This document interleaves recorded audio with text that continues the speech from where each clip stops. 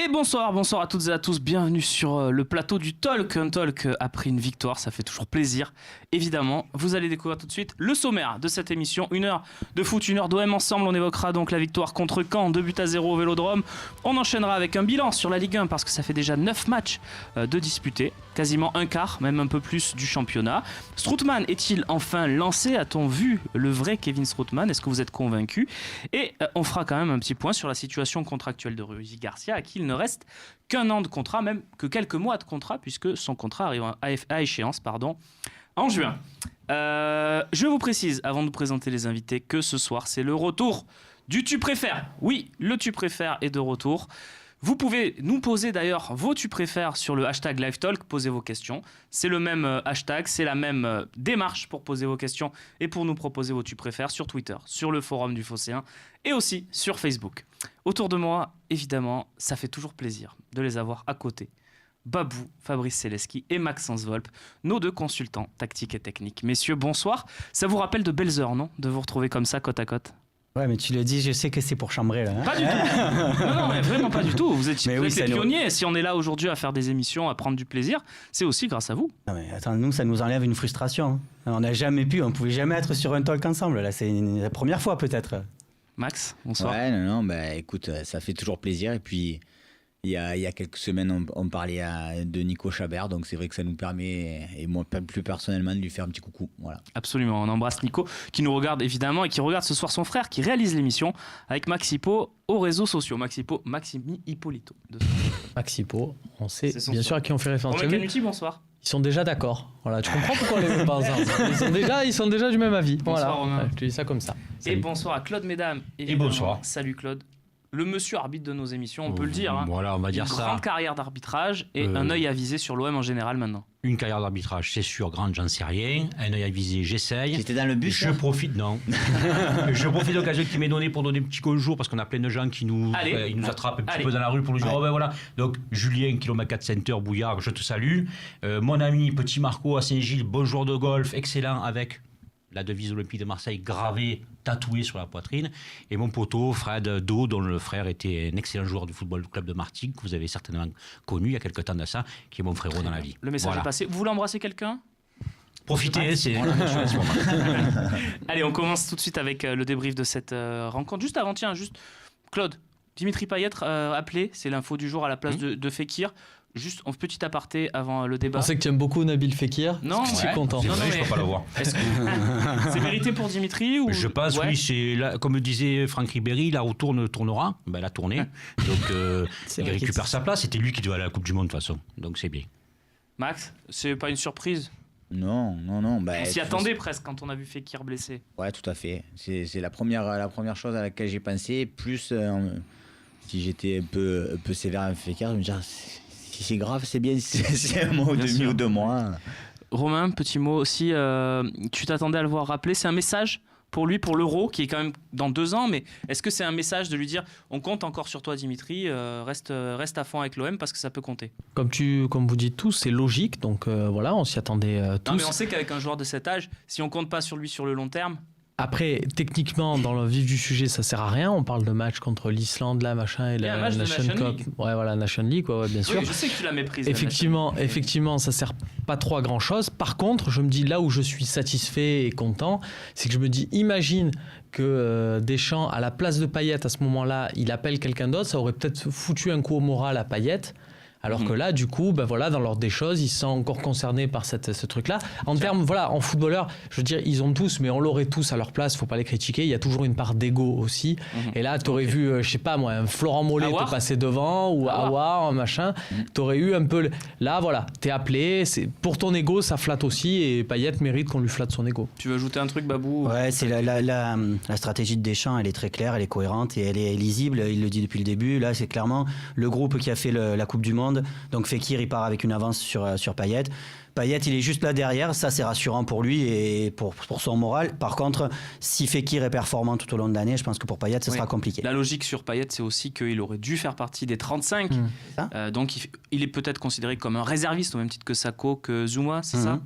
Oui, et puis même après la logique de Deschamps, imagine, c'est sûr, on est Marseillais, on a envie de se dire tiens, Payet par rapport à Fekir. Imagine juste que Deschamps, s'il sélectionne Payet avant Fekir, avant même sa blessure ou quoi que ce soit, c'est un terrible désaveu pour sa politique générale. Ça veut dire qu'au mondial, il aurait dû en prendre un par rapport à l'autre. Même si on est supporter de l'OM et que c'est un joueur de Lyon, il faut reconnaître que dans la logique, la logique de Deschamps est respectée. Allez, on commence avec ce débrief du match. 2-0. Est-ce qu'on a eu peur par moment ou est-ce qu'on a totalement maîtrisé, Max Babou, ce match ? Faites-vous plaisir. Qui veut parler ? Moi, maintenant, on est obligé toujours d'avoir peur. Parce que moi, quand je regardais le début du match, dès le début, je me suis dit, bon, ça va, aujourd'hui, ça va passer. Et puis, je me suis dit, ça va passer. Comme tu te dis, la semaine d'avant, ça allait passer. La semaine d'avant, ça allait encore passer. Et puis, si tu n'arrives pas à marquer, ben après, ça complique les choses. Donc, j'ai vraiment été rassuré quand on a marqué le premier but. Après, et même quelques minutes après d'avoir marqué le premier but, parce qu'il a fallu attendre la VAR. Mais après, j'étais moins inquiet. On dit le VAR ou la VAR, Claude ? C'est le grand débat. Hein. Oui, on peut dire un peu ce qu'on veut. C'est l'assistance vidéo avant tout. Quoi. Voilà, une assistance vidéo. Voilà. Ouais, après, c'est un anglais à la base. Voilà, oui. On en a beaucoup parlé hier soir et Brice Samba aussi en a parlé à l'issue du match avec des propos que je vais vous laisser qualifier, messieurs, après les avoir entendus. Par rapport à l'arbitre qui est parti vérifier, c'est qu'il pense qu'il y avait quand même quelque chose. Sinon, il aurait vite décidé. Mais bon, vous savez, comme j'ai dit, il y a souvent l'arbitrage maison, on va dire. Je suis très bien placé pour vous le dire, donc je sais très bien comment ça se passe. Romain, pourquoi il dit ça, Brice Samba ? On précise aussi qu'il a dit qu'il était très heureux de revenir à Marseille. Voilà, il n'a pas dit que du mal du match ou quoi. Hein. On a choisi cet extrait parce que c'est celui qui va faire polémique. Voilà, pas question de tomber sur Samba plus que ça. Personne n'a trop compris. Enfin, je veux dire, en quoi l'OM a été avantagé par l'arbitrage. C'est inverse. On va en parler après. À un moment, je trouve ça. Vas-y. Sur ce thème-là, de toute façon, moi, je lui donne raison sur un point. C'est pourquoi l'arbitre va voir les images. Parce qu'à partir du moment où à chaque fois on se pose la question, on parle du but de quand ? On parle de quoi là ? Non, on parle du. Lui, il se plaint du but de Mitroglou, surtout avec Ocampos. Je vais vous dire un truc, le but là, moi, sincèrement, il accorde très bien. Il aurait refusé, c'était pareil. Il peut faire ce qu'il veut. Il peut faire aussi bien l'un que l'autre. Parce qu'effectivement, il est dans la surface de but au moment où il y a la déviation dans la tête de Germain. D'accord. De Mitroglou, pardon. On les confond. Hein. Là, on touche du doigt, pour moi, la logique des arbitres, d'accord, et l'illogisme de ce qu'ils appliquent, c'est que pourquoi, si tu dis il aurait pu l'accepter ou il n'aurait pu l'accepter, dans la règle, on dit est-ce que c'est une erreur manifeste ? Ben non, puisque s'il aurait pu l'accepter comme il aurait pu ne pas l'accepter, c'est pas une erreur manifeste. Donc, il y a but. C'est ce qu'on appelle le pouvoir discrétionnaire de l'arbitre, c'est-à-dire sa capacité à lui d'analyser et de donner son sentiment. On va regarder des images tous les deux, tu vas te dire est-ce qu'il y a coup franc, est-ce qu'il y a pénalty, est-ce qu'il y a carton jaune, est-ce qu'il y a carton rouge ? Je peux vous dire qu'on est 5, on donne 5 réponses différentes. Mais non, je suis pas d'accord avec toi. Tu verras. Parce que non, sur le dernier but de Caen. Est-ce qu'il y a quelqu'un autour de cette table qui dit moi j'aurais 10 buts ? Eh ben non, moi j'aurais pas 10 buts. Mais la première des choses que j'aurais dit. Et toi tu aurais dit quoi ?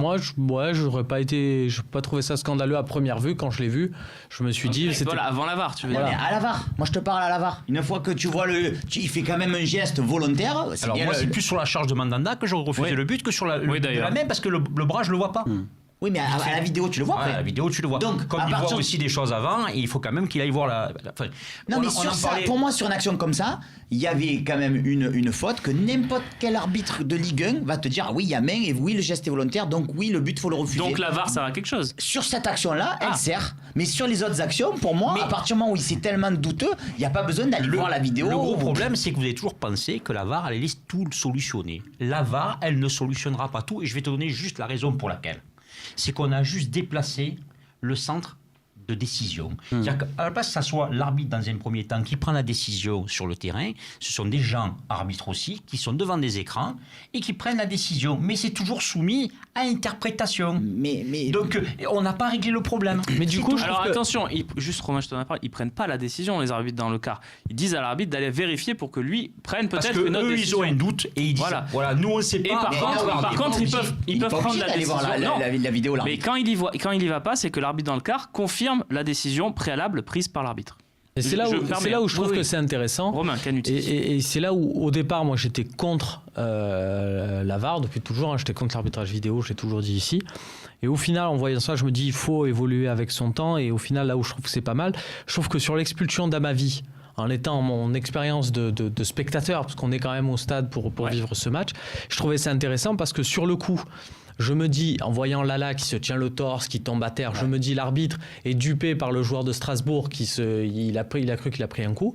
Il est allé voir les images, il a vu que c'était pas ça, il a juste sanctionné le fait que l'autre fasse un high kick comme ça. Et à ce moment-là, je l'accepte, même si sur le coup, je me dis il aurait pu mettre un jaune, quoi que ce soit. Je l'accepte et je me dis, à la vue de cette séquence-là, je suis plus à même de me dire, à ma vie, il aurait dû faire attention, autre chose peut-être que ce truc-là. Et hier, c'est pareil. C'est-à-dire que hier, sur l'action d'Ocampos, au départ, je me dis honnêtement, il y a hors-jeu. Je vois Ocampos et je me dis, pour moi, Ocampos, sachant qu'en plus, il tourne sa tête, il fait action de jeu. Mais à partir du moment où l'arbitre va voir les images et il accorde le but de l'OM, c'est pour ça que les propos de Brice Samba, ils me font sourire, c'est que l'arbitre, il a bien vu sur les images que Brice Samba, il y aurait eu Ocampos, il n'y aurait pas eu Ocampos, il était trompé par la trajectoire de Mitroglou. Oui. Il était battu quoi qu'il arrive. Qu'il y ait un Ocampos ou 10 Ocampos. C'est pas une bonne raison, Romain. Je suis désolé, c'est pas une bonne raison. Parce que tous les pénaltys qui sont sifflés, quand la preuve hier, Mbappé, il pousse le ballon, il y a faute derrière, mais le ballon il est déjà sorti et il se fait sécher. Non, mais il siffle quand même pénalty. Il n'y aurait pas eu but parce qu'il se fait sécher. La VAR, c'est pas la panacée. La VAR, c'est pas la panacée. Et pour en revenir sur les propos de Brice Samba, je suis quand même été bien placé pendant 8 ans pour vous dire qu'il n'y a pas d'arbitrage maison, surtout pas à Marseille, je vous le dis. Babou, on t'a peu entendu sur ce débat. Je sens que ça te laisse un petit peu le cul entre deux chaises, comme on dit. Ouais, mais parce que après, je sais qu'il y a, tu vois, on n'est pas toujours d'accord parce que sur ces trucs-là, avec Max, depuis longtemps, on n'est pas d'accord sur ce principe-là. Moi, dès le début, je me suis dit, ce truc-là, il faut juste que ça donne le moyen à l'arbitre de prendre une décision, d'affiner sa décision, mais c'est une décision qui lui reste quand même arbitraire. C'est-à-dire que là, pour le coup, je suis d'accord avec toi, pour moi, sans la vidéo, à vitesse réelle, il voit un gars hors jeu, il se dit est-ce qu'il fait action de jeu ou pas. Là, juste il a la vidéo pour confirmer ou pas, se dire est-ce que vraiment il faisait action de jeu. Il a pris une décision. Quand Brice Samba dit arbitrage maison, ça me fait rire, ça me fait sourire aussi, parce qu'honnêtement, moi dans ce match-là, j'ai eu complètement l'effet inverse. Il y a eu des trucs sur Gustavo quand il se fait bousculer à l'épaule ou quoi, où c'était hallucinant. J'ai l'impression que c'était des choses. La première action aussi, Rami est ceinturé par Paul Baye. Si ça se passe devant nous au stade et bon, il est allé voir la vidéo. Non, pas celle-là. Avant ça, le premier corner, et il y a un plaquage et il n'y a pas de VAR qui a été mis en place, tout ça. Et on était devant le truc et j'ai halluciné aussi. Et pour l'arbitrage maison, je ne suis pas d'accord avec notre ami Brice Samba quand même. Hein. Et la VAR aussi, partant du principe aussi qu'on ne nous a jamais vraiment expliqué comment ça fonctionnait. À quel moment les arbitres pouvaient interpeller l'arbitre central, les arbitres de la VAR, j'entends, pouvaient interpeller l'arbitre central. Allez, t'as 30 secondes.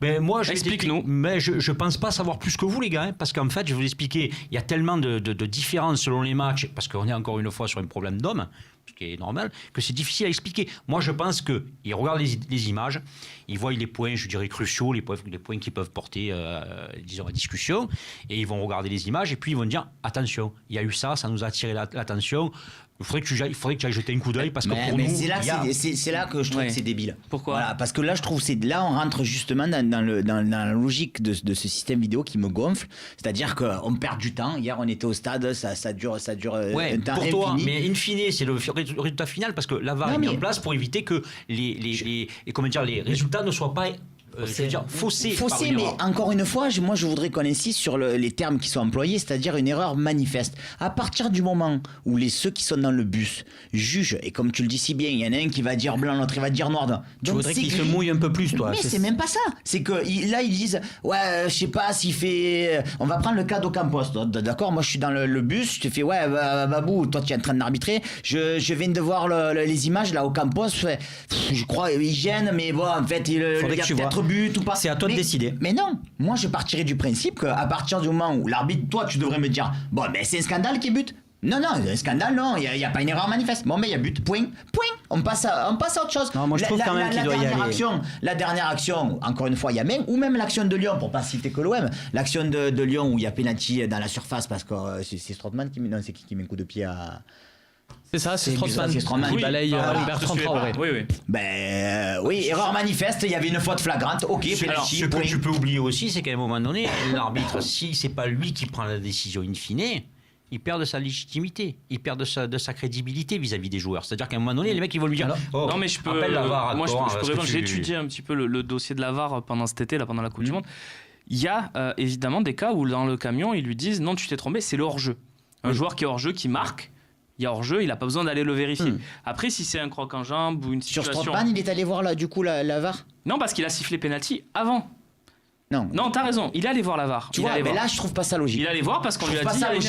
Oui, mais là, je trouve pas ça logique. Pourquoi ? Ils auraient dû lui dire il y a faute. On voit les images. On est. Mais c'est ce qu'ils ont fait. Mais c'est ce qu'ils ont fait. Mais oui, mais pourquoi il va voir les images ? Parce que c'est non, mais parce que c'est lui qui doit prendre la décision. Mais ça, et il veut être sûr d'avoir pris la non, bonne et puis c'est vrai, c'est comme ça que fonctionne la VAR. Quand il y a un penalty ou quoi et qu'il a pas sifflé, il est obligé d'aller la voir. À ce moment-là, il faut. Il y a un médecin, il reçoit l'avis d'un autre médecin qui lui dit c'est bon, il faut opérer. Il va quand même vérifier. Il va pas dire ok, il va sortir. Je suis d'accord, mais alors on perd du temps quand il reste pendant une petite minute comme ça. Alors il peut y aller direct et il discute devant la caméra. Qu'est-ce que c'est ces 2 minutes-là ? On regarde. Je comprends, mais pourquoi il va pas voir la caméra directe et il se parle en même temps qu'il regarde l'action ? Parce que là, finalement, tu as le temps où il attend. Et même au-delà, après, tu as le temps. Et même au-delà, sur le but de Caen, encore une fois hier, il reste un moment encore. Alors que normalement, il devrait arriver, regarder l'image et repart direct. Voilà, il faudrait qu'il prenne en conscience qu'il faut que ça aille. Bonne question de Fosséen 91 sur Twitter. Allez, vas-y. Ouais, parce que je voulais en parler justement. Moi, j'ai été très étonné par les 3 minutes d'arrêt de jeu finalement en première mi-temps. Parce que honnêtement, je pensais vraiment que tu pouvais en mettre 6-7 et finalement, si à chaque fois tu as 3, 4, 5 VAR dans le Coupe du Monde, d'ailleurs, à la Coupe du Monde, il y avait des 5 minutes, des 6 minutes. Mais de toute façon, le chrono, normalement, il doit être arrêté. Puisque le jeu il est suspendu en attente de la décision de l'arbitre. Mais il y a qu'en France que le temps additionnel, il veut rien dire. Je suppose que vous avez, comme moi, vous avez dû être choqué hier. Je vois pas pourquoi hier, c'est parce qu'il y a 5-0, on doit siffler à 90 minutes et 30 secondes. Oui, c'est un autre débat. Mais oui, d'accord. Mais un changement, c'est 30 secondes. C'est ça. Que tu sortes vite ou que tu sortes. Donc il devrait avoir minimum 3 minutes d'arrêt de jeu. Les rentrées de civière, c'est 1 minute. Et à chaque fois, ça s'additionne. Et la première mi-temps, elle est indépendante de la seconde. Oui, là, on cumule exactement. Voilà. Donc, comme dit Max, hier, tu arrêtes à la 80. On parle du match de Paris, là. Parce que oui, mais il n'empêche on en parle beaucoup. On en parle peut-être plus sur l'OM. Non, mais vraiment, sur de ce débat, sur le truc, par contre, on fera des débats sur la VAR. Non, vraiment, pour répondre à Fosséen 91, il y a une donnée. C'est Zako, en fait. C'est Zako. Il y a un souci majeur, c'est que de toute façon, c'est la diffusion télé qui prime. C'est-à-dire qu'un match, on ne va pas arrêter le chrono ou autre, comme ça se fait dans certains sports, parce que c'est les droits télé qui ont été négociés et qu'on a besoin que le match finisse à telle heure pour que l'émission d'après démarre et que voilà, ça a été dealé comme ça. Et c'est aussi dans cette raison-là. Alors, ça ne se joue pas à 1 ou 2 minutes et on pourrait rajouter des arrêts de jeu à ce niveau-là. Mais vraiment, sur ces matchs-là, 21h, machin, toujours c'est calculé. Que ça finisse, ça finisse après, si on veut... je sais pas, parce que s'il y a un terrain envahi par exemple, ils vont quand même être obligés d'arrêter le match, Romain. Évidemment, mais tu sais très bien, et tu l'as vécu quand tu étais supporter de l'Olympique de Marseille, il y a des matchs des fois où la pelouse méritait que ce soit arrêté, et la télé te dit tu joues. Oui, non, mais ça c'est un autre cas. Il y a Fosséen 91 qui a posé la question en disant est-ce qu'il n'y avait pas pour la VAR, il n'y avait pas une faute déjà de Mandanda sur Mandanda, pardon. Oui, effectivement. Fosséen 91. Et d'ailleurs, moi, il y a une faute. Je suis d'accord avec toi. C'est plus la faute qui m'a choqué. Et j'ai été surpris qu'il aille voir la main, moi. J'étais surpris qu'il aille voir la main et pas la charge. Mais dans les airs, le gardien, tu le touches pas dans les airs. Messieurs, je vous propose qu'on avance et qu'on parle un peu de tactique et des joueurs, des cas individuels. On va se poser la question, est-ce qu'on n'a pas hier soir trouvé notre équipe type ?